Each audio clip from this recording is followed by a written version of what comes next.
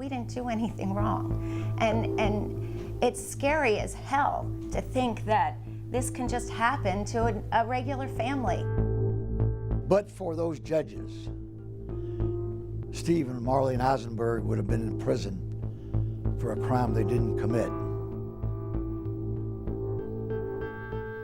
20 years ago, next week, a 5-month-old baby mysteriously disappeared in Valrico. It is the biggest unsolved crime ever in Tampa Bay. The story of Sabrina Eisenberg captured hearts and headlines all across the world. Now, if you remember this story, you'll remember this video. Until this day, Sabrina Eisenberg has never been found. There's never been any closure. And tonight, Steve and Marlene Eisenberg speak exclusively to me about the kidnapping, the accusations, and how their lives have been turned inside out. Tampa Bay, a place so many of us call home. But 20 years ago, in Valrico, a small community outside of Tampa, was forever changed. Anticipation. Been a long-awaited interview that I've wanted to do. Hopefully we'll get some questions answered. Anyone else in groups 1, 2, 3, or 4 going to Washington Dulles for boarding the MRE?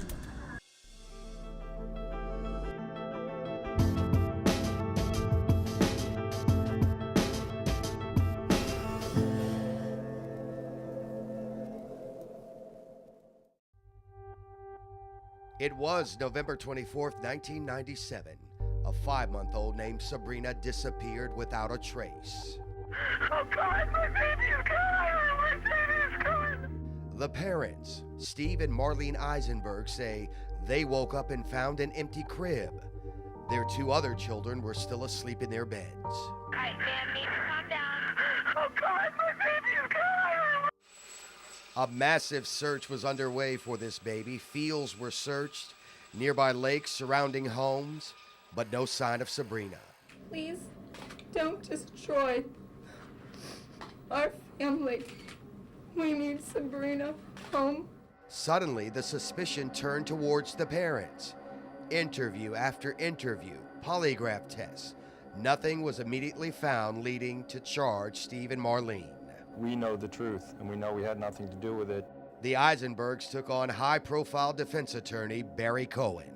Soon we realized that they had something else in mind, that they wanted to blame that mother and father for killing or selling the baby. Stephen, Marlene, did you kill your daughter? Did you kill your daughter? No comment. Almost 2 years later, investigators finally come out and say they have the evidence to charge and arrest the parents. What do you think when you look back 20 years later at that case in its entirety? What one thing comes to mind? How easily it is in this country to indict somebody unfairly. The Eisenbergs were indicted on perjury charges, not murder. The case all centered around audio tapes obtained from secret conversations inside the Eisenberg home. Prosecutors claimed to have incriminating statements on the tapes, but there was a problem. No one other than law enforcement could really understand what was on these tapes. Defense attorney Barry Cohen says the detectives lied. You take a listen.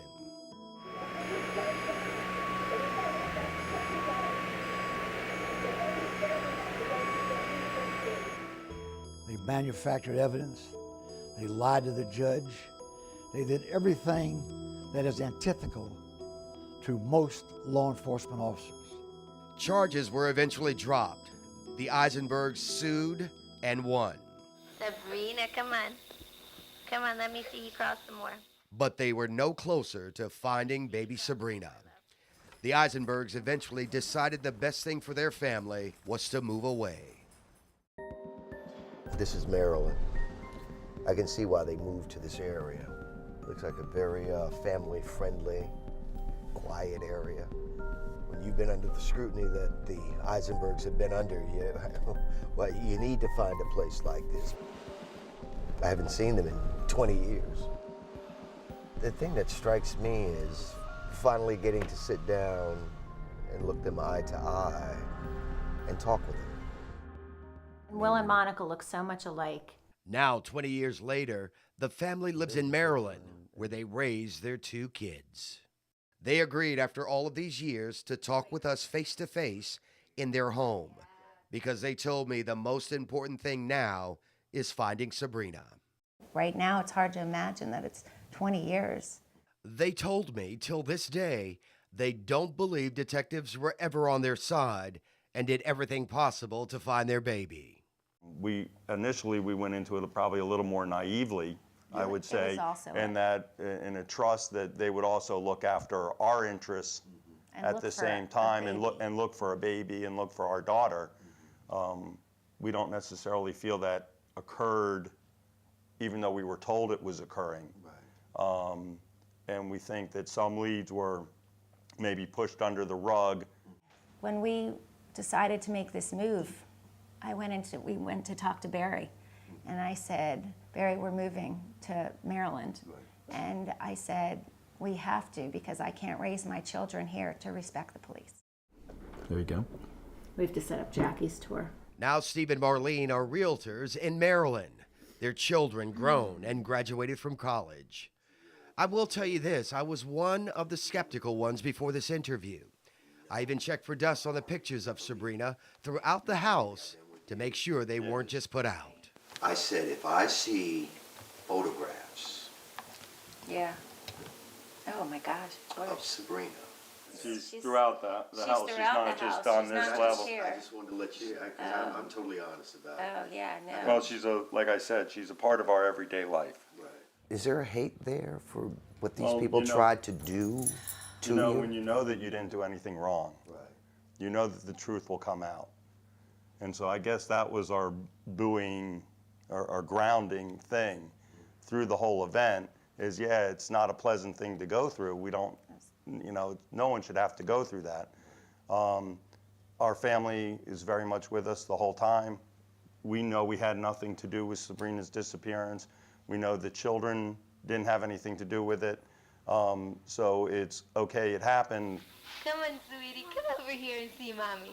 Let's put that in its place and let's move forward in how to try and get Sabrina back. The Eisenbergs say their focus now is not on the past, but the future and finding Sabrina. Someone can see these pictures. Right. They are working with the Center for Missing and Exploited Children with age progression pictures. She's 20 years old now. She's going to be 21. We're really hopeful that she's going to, we hope that she's been living in a place that she's been taken care of and loved, but that she feels something inside of her that she knows she's not where she should be. I asked them how today they feel about Hillsborough detectives who work their case. Do you think they have the capabilities to follow through and do, because there was such... At this point, we have to hope that they want her home too. That's all we can do is really... And hopefully they've looked at it with fresh eyes and look over some of the leads that were called in that might have been pushed to the side and follow up on those and actually look for a baby, not just a body. After the interview, I asked about this picture. We went to an artist colony and we saw a painter. The couple said they had it made while they were in Jaffa, Israel, the city that's in the background. 2 boats that represent Steve and I, and then the 3 kids, William, Monica, and Sabrina, to be represented as the fishermen. We will not give up hope, and we believe that she'll get home to us.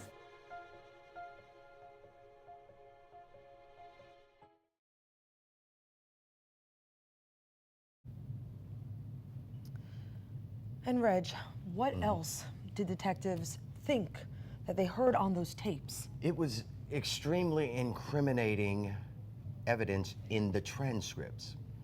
And according to the detectives, they say that that's what they heard in the recordings, that Steve was high on cocaine, that that the couple came up with an elaborate cover-up scheme. All of that evidence was thrown out. Tomorrow night, though, Defense Attorney Barry Cohen and newly appointed Hillsborough County Sheriff Cronister will join us to talk more about the investigation And one more note, the Eisenbergs are working closely with the Center for Missing Children and Exploited Children to hoping that one day that might be the lead to help them find her. And they also have their DNA in a database. Now take a look at these age progression pictures. This is what Sabrina looks like at the age of 20.